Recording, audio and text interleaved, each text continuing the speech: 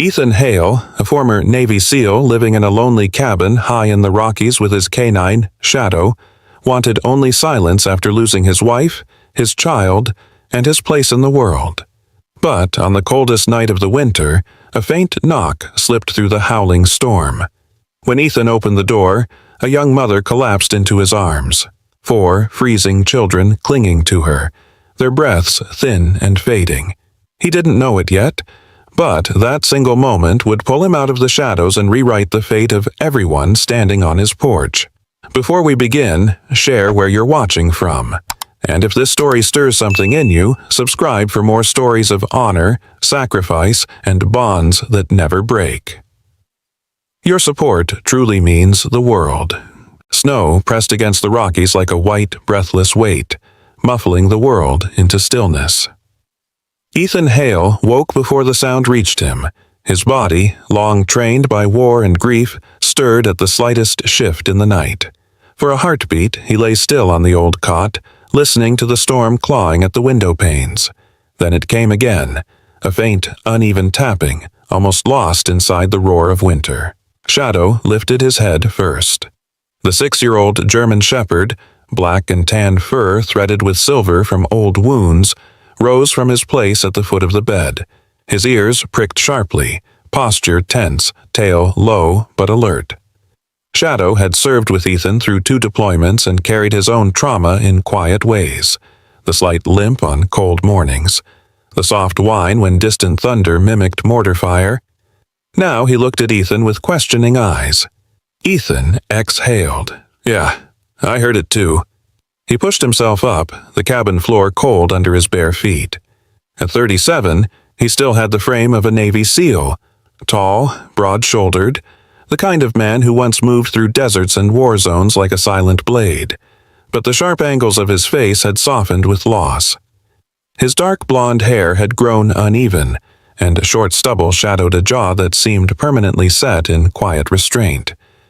There was a heaviness in his blue-gray eyes, the look of a man who had loved deeply and suffered the consequence of loving in a world that took more than it gave. The knock came again. 3 soft taps, then stillness. No one climbed this far up the mountain, certainly not in a blizzard. Ethan pulled on his flannel shirt, grabbed a flashlight and moved to the door. Shadow stayed tight at his heel, a silent guardian. When Ethan opened the door, the world seemed to shatter. A woman crumpled forward into his arms, a young mother severe with hunger and exhaustion, her thin frame almost swallowed by a torn gray winter coat. Her long dark hair, once straight, was now stiff with ice. Snow clung to her eyelashes. Her cheeks were hollow, as if carved by months of fear. Her skin, fair but wind-burned, was nearly gray in the lantern light. She clutched a toddler to her chest, a little girl no older than 2, wrapped in a damp blanket, lips pale blue, limbs stiff with cold. Behind her stood 3 more children, a girl of about 9, tall for her age, thin as a reed, with tangled chestnut hair and eyes too old for childhood. She held tightly to the hands of 2 small boys, twins, perhaps 6, identical in their trembling, their chapped lips, their mismatched clothes. All 4 children were shaking violently, their breath fogging the air like frightened sparrows. The woman tried to speak. No sound came out. Then, barely audible, "Please." Ethan didn't hesitate. "Get inside," he said, steady but urgent. He lifted the woman with one arm, the toddler still clinging to her, and guided her into the cabin. The girl and the twins followed, stumbling across the threshold as though entering another world. Shadow approached them cautiously, nose lowered, tail gentle. The children instinctively huddled closer together, but the dog made no threatening move, only circled them once, checking each small face as if performing instinctive triage. Inside, the cabin was frigid but still warmer than the storm. Ethan worked fast. He threw open the stove door, fed it dry logs, and pumped the bellows until flames leapt upward. The sudden glow lit the single-room home. Rough timber walls, a small table with 2 mismatched chairs, shelves sparsely stocked with canned food, and a kettle warming on the stove. "Sit here," Ethan said, guiding the children toward the heat. The woman sank into the nearest chair, clutching the toddler, her breath ragged. The older girl helped the twins to the hearth, rubbing their hands together like she'd done this many times before. Ethan knelt beside the toddler, brushing wet strands of hair from her forehead. She was frighteningly light, her skin cold as a river stone. "Hypothermia," he murmured. Years of battlefield medical training settled into his movements.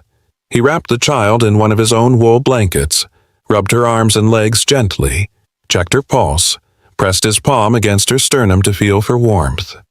Shadow lay down beside the toddler, curling his warm body around her. The girl's tiny fingers clutched the dog's fur instinctively. Ethan glanced at the mother. She was watching him with wide, hollow eyes, hazel eyes that once must have been bright but now were rimmed with exhaustion and fear. "My name is Sarah," she whispered at last, voice raw. "Sarah Brennan." Her voice trembled when she spoke again. "Our car died on the road.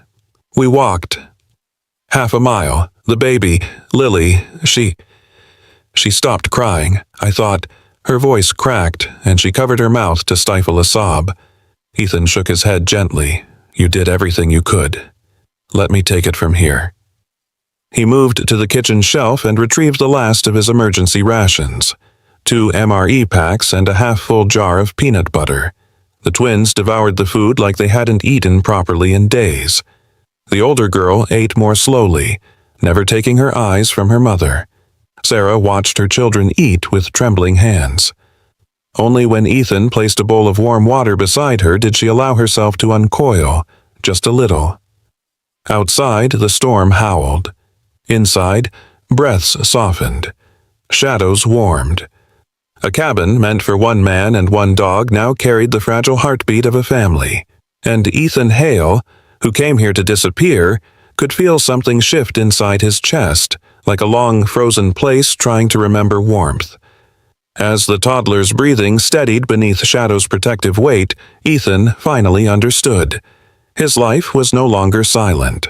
And the knock that shattered his solitude was only the beginning. The storm softened by morning, but the cold still clung to the cabin walls like a lingering threat. Ethan Hale moved quietly, tending the fire and checking on the 4 children who slept in a tangled heap near the stove. Shadow lay beside them, the German shepherd's steady breathing serving as a barrier of warmth the children instinctively leaned toward.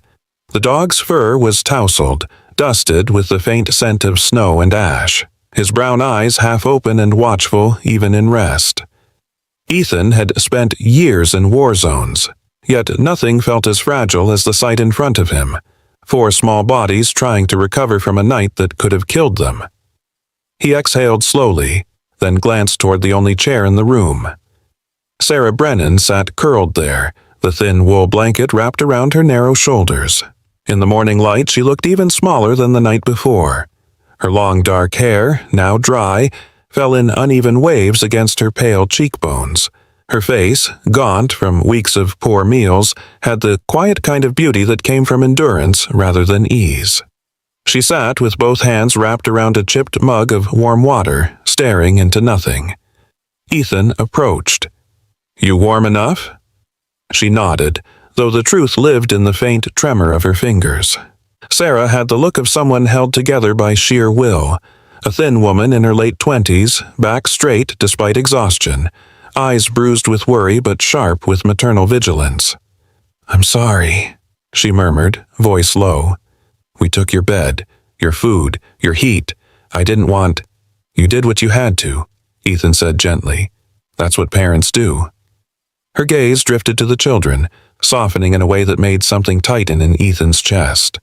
She had survived cold nights, empty cupboards, and the cruelty of strangers, yet she still looked at those 4 little ones with tenderness instead of bitterness.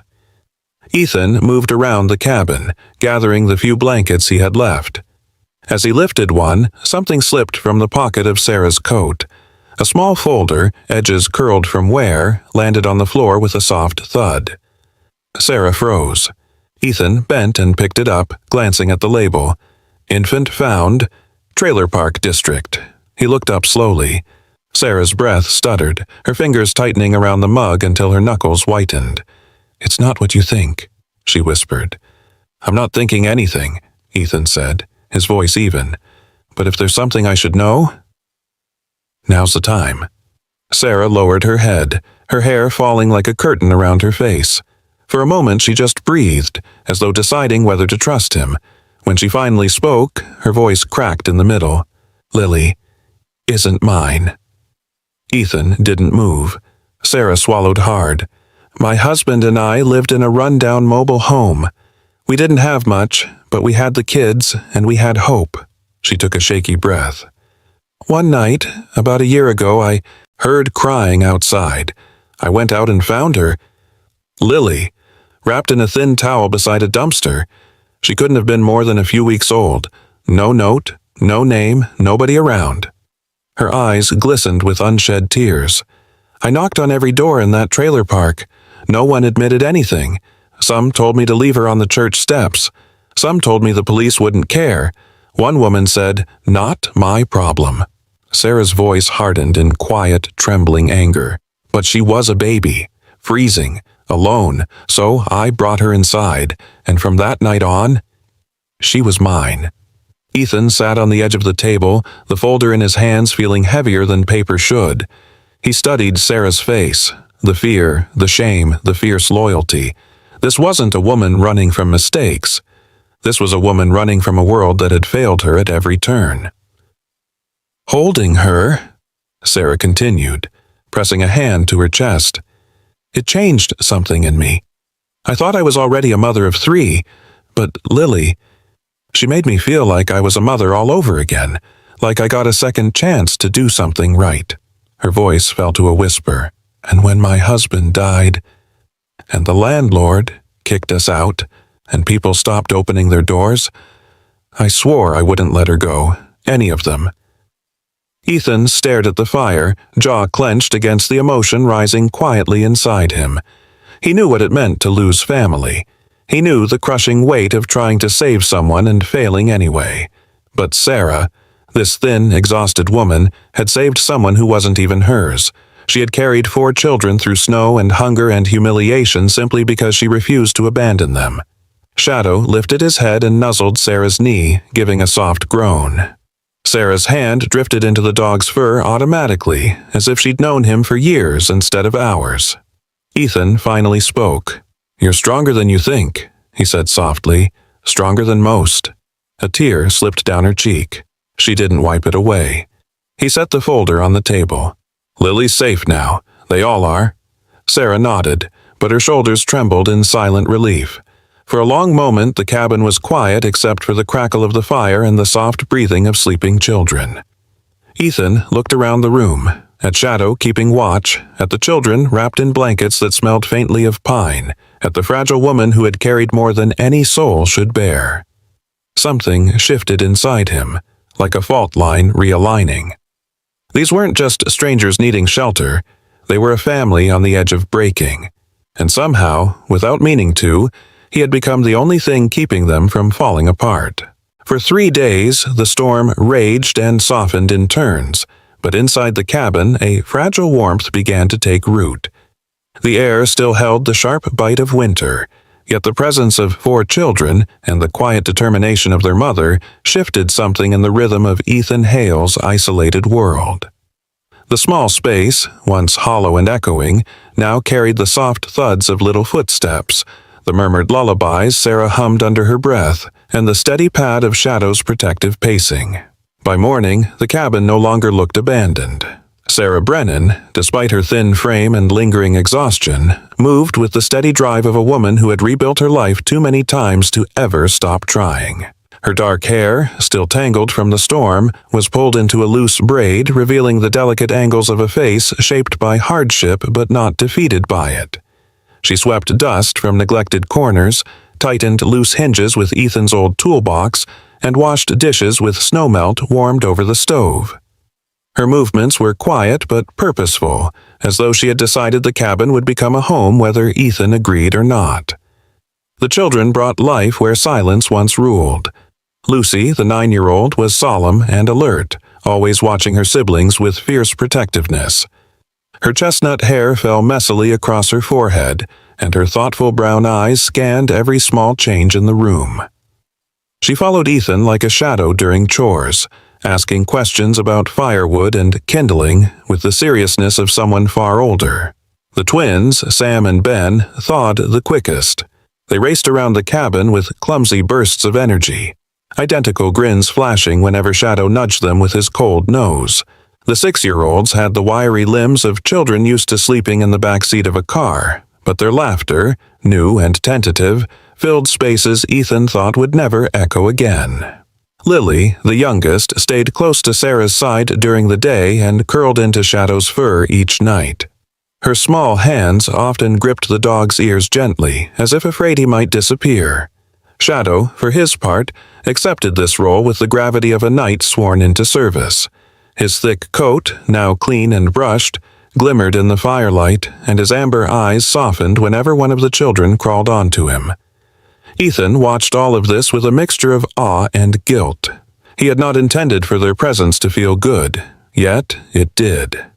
He found himself teaching Sam and Ben how to stack firewood properly, guiding their small hands with patience he didn't know he still possessed.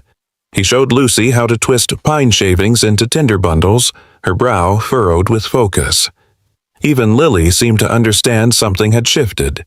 She toddled after him on unsteady legs, clutching a wooden spoon like a staff of command. But the warmth of these small moments could not banish the truth waiting outside the cabin door. The world beyond the mountains was still moving, and it was moving toward him. The property tax bill lay folded in Ethan's coat pocket. He had found it the previous morning, buried under a pile of unopened mail he had avoided for too long. The number printed on it had punched the air from his lungs. He owed what he didn't have. Years of unstable work, medical debt from his wife's final days, therapy bills for his own PTSD, and the cost of caring for Shadow's injured leg had all eaten through the savings he once possessed. His part-time security shifts wouldn't be enough. His equipment from the Navy, what little he kept, was worn and not worth selling. And the cabin, despite its rough edges, was the last thing he owned that hadn't been taken by the world already.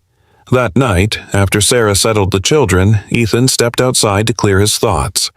The sky hung low, stars buried behind bruised clouds. Snow crunched beneath his boots. He breathed deeply, letting the cold sting his lungs until his heartbeat steadied. When he returned inside, Sarah sat at the table alone. Her posture was tight, as if she had been waiting for a moment she dreaded. She reached into the pocket of her worn coat and placed something small on the table. A ring. A simple gold wedding band, dulled by years of wear, but unmistakably precious. The weight of it on the rough wood seemed disproportionate, as though it carried not metal, but memories. Ethan's chest tightened. Sarah. No. She held up a trembling hand. Please, let me speak.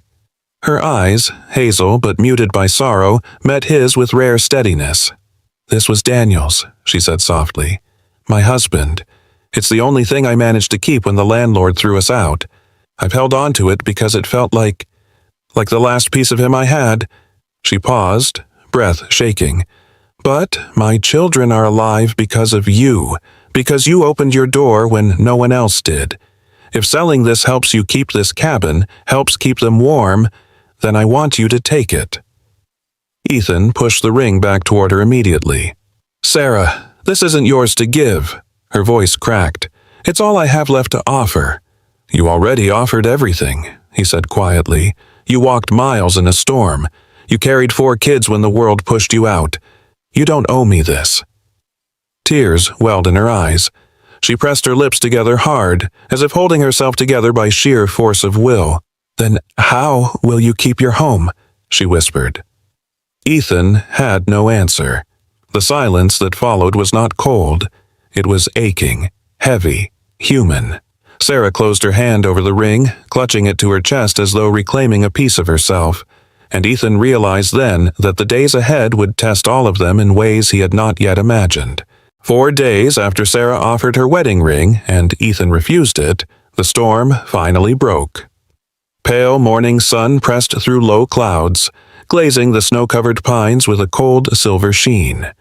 The world looked peaceful, almost gentle, but Ethan Hale felt anything but calm. The tax notice weighed like an anchor in his pocket, and no amount of wood chopped or chores completed could silence the truth. He had run out of time. He didn't want to leave the cabin, not with Sarah's fragile hope stitched together by such thin thread. But by midday, he saddled his old truck, brushed snow from the windshield, and prepared to drive down the winding trail that led to town. Shadow watched from the porch, tail lowered, reading Ethan's tension the way only a seasoned canine could. The German shepherd was broad-chested and strong despite his aging limbs, his thick fur catching specks of sun. He gave a low rumble, not a growl, more a warning, before nudging Ethan's leg as if urging him to stay. "I'll be back," Ethan murmured, scratching behind the dog's ear. "Keep them safe." Inside the cabin, Sarah Brennan stood holding Lily on her hip. The toddler, cheeks now pink with returning warmth, pressed her face into Sarah's thin shoulder. Sarah's dark hair, braided loosely down her back, contrasted sharply with the pale skin stretched over her high cheekbones. She still looked worn, still looked scared, but the hollowed-out desperation from the night she arrived had softened. She stepped onto the porch, watching Ethan with anxious eyes. "Do you have to go today?" she asked quietly. Ethan nodded, forcing steadiness into his voice. "If I don't meet with the assessor now, I won't get another chance before the deadline." Sarah bit her lip. Her slender hands tightened around Lily's small body. "Be careful. People in town, they don't like outsiders." A beat passed. "And they don't like me." Ethan held her gaze. "Then I'll speak for you." She blinked, startled by the firmness in his tone. Before she could answer, Ethan climbed into the truck, and the engine groaned to life. Snow kicked up behind the tires as he drove away, leaving the cabin and the family it had begun to shelter, growing small in the rearview mirror. The town of Miller's Pass lay nestled in a broad valley, its single main road lined with old brick buildings, a diner with flickering neon lights, and a grocery store with a sagging wooden awning. Behind it all rose the mountains, watching silently as the town pushed through another winter. As Ethan stepped into the county office, a bell chimed sharply. Behind the counter sat Miss Janet Merrill, a woman in her late 50s with a rigid spine, sharp jawline, and hair pinned so tightly it looked painful. Her reading glasses hung halfway down her nose, and she regarded Ethan with the wary look of someone who disliked surprises. "Mr. Hale," she said, her voice crisp as frost. "You're late." "I'm within the grace period," Ethan said, jaw tightening. "Barely." She shuffled paperwork with quick, clipped motions. "Your request for extension was reviewed. Denied." Ethan stared at her, disbelief pushing heat into his face. "I haven't even spoken to the assessor yet." "No need." Miss Merrill pushed a stamped document toward him. "Your payment is due in full." He swallowed hard. "And if I can't pay today? Then the property enters pre-seizure status." He clenched and unclenched his fists. "Look, I've had some complications. I just need a little more time." Janet lifted her chin, eyes narrowing behind her glasses. "Complications like taking in that Brennan woman and her brood?"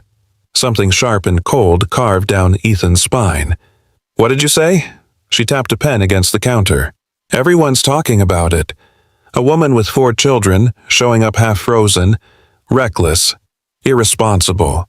Ethan stepped forward, voice low. "She walked through a blizzard to save her kids. Irresponsible isn't the word I'd choose." Janet's lips thinned. "Well, the town has its opinions. And most of them," Ethan said, "aren't worth the breath it takes to say them." Before Miss Merrill could respond, the door behind her swung open. Deputy Alan Reeves entered, broad-shouldered, late 40s, with a neat salt-and-pepper beard and a uniform that strained slightly at the seams. He had the look of a man who had seen too many winters and too many lies. Though